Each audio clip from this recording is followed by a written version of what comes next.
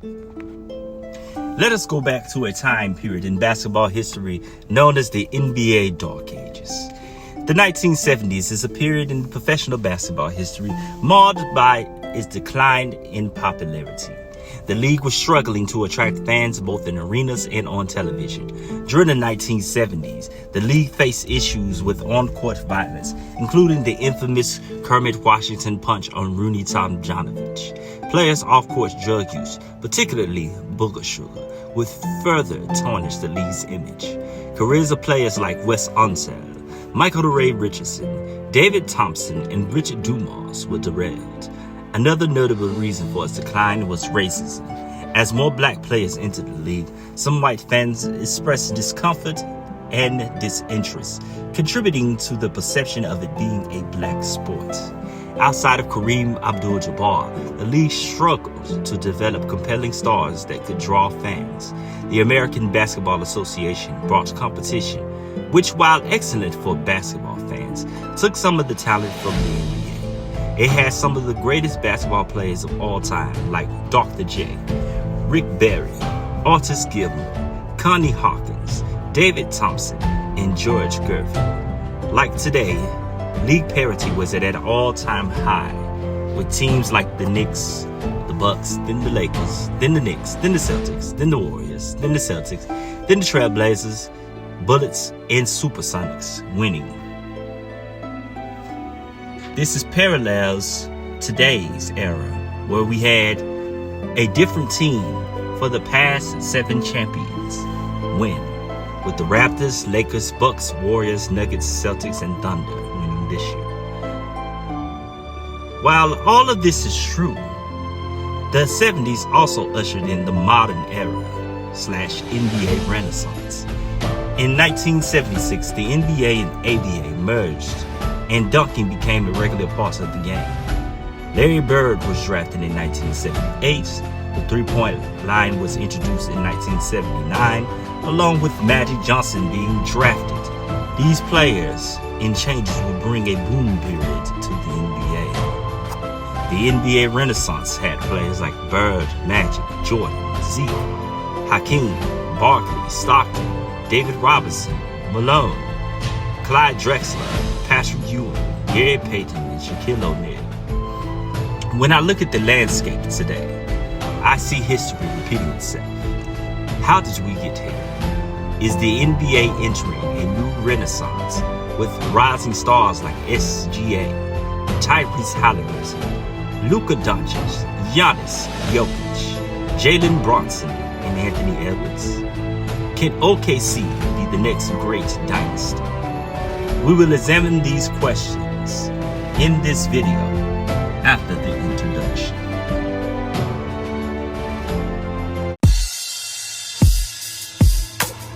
On the biggest stages where legends are made, creating legacies that never fade. Trailblazing those that dominate their era, become the standard bearers, providing inspiration for future generations. They start imitating and innovating their games for the love of the sport, not the fortune or the fame. No finger pointing, no blame, no need for these excuses. We're ghosts. Don't tell us that they're the GOAT, because they proved it every year, improving. Schooling their competition, not only do they cook, they know to run the kitchen night in and night out, silencing the doubt and all the naysayers, cause they're transcendent players. Welcome to Phenomenal Sports, my phenomenal people.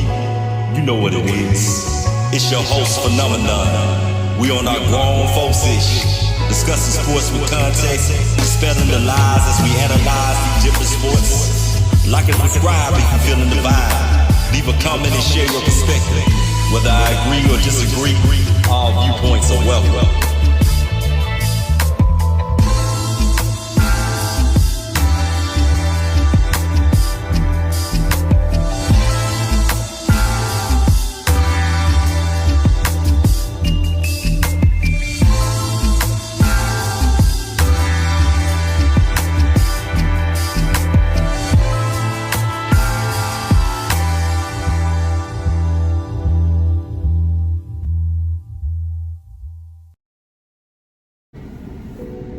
So, NBA Renaissance.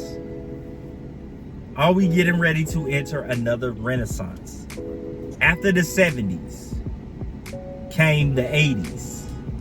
And the 80s brought about some of the greatest basketball players we've ever seen. The 80s brought in the golden era, the Renaissance. Magic Johnson, Larry Bird, Michael Jordan, Isaiah Thomas, Hakeem Olajuwon, Charles Barkley, John Stockton, David Robinson. So many names. The list goes on and on of just great talent all coming into the league. And it revitalized the league. And it brought the league to heights it hasn't seen before then and hasn't seen since then. Michael Jordan is in the top 10. All 6 of his games are in the top 10 most viewed finals games of all time. So that just lets you know, are we getting ready to enter another renaissance? Maybe this renaissance won't be as big as that one, but history seems to be repeating itself.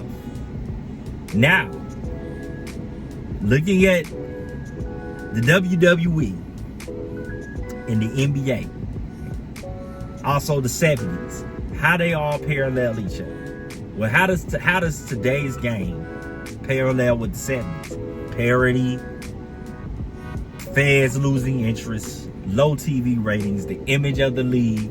When you got the face of the league trying to downplay championships because he doesn't have as much as Michael Jordan. When you got Tracy McGrady and all these dudes now trying to revise history. Then the players not wanting to play. The players wanting to be Michael Jordan, but not be Michael Jordan. They want the glory of being in the GOAT. They want the title of being the GOAT. They don't want to put in the work it takes to be the GOATs. Got guys resting on defense, wanting to call themselves the GOAT. Guys that tell you championships ain't all that, telling you that, but they're the GOATs.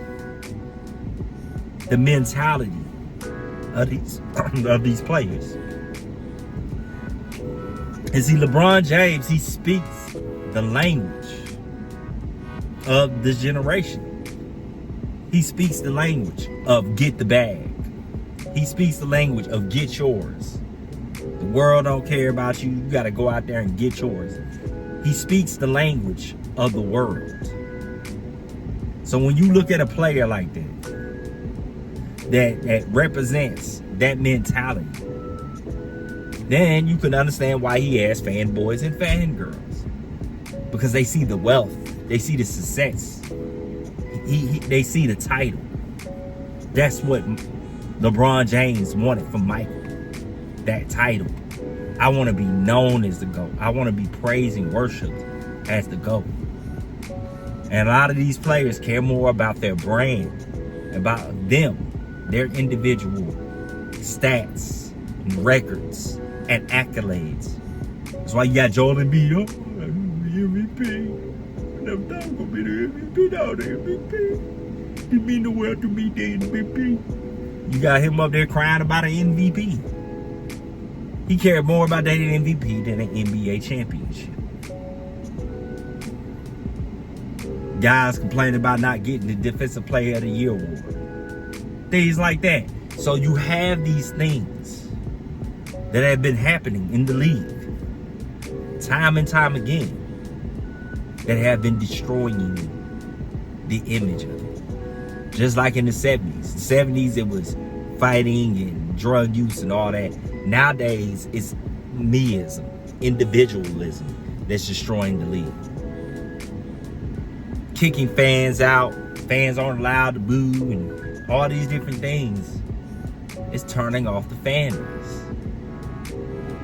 People go to the games to enjoy it, to be able to express their disapproval or approval. Same way in WWE.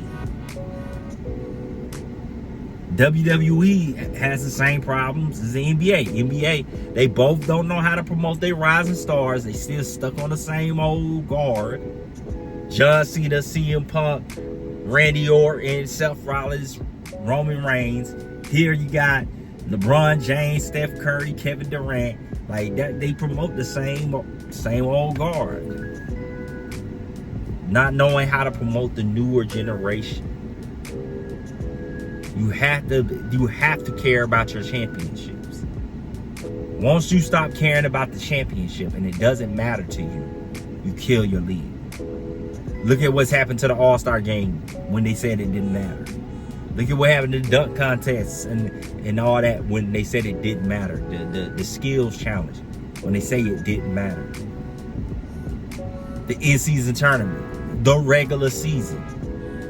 Y'all are starting to kill everything. If you don't care about none of this, and then you don't care about it, you killed your league. You're already killing it slowly. The All-Star game, in-season tournament that you started and no one cares about because y'all don't even care about it.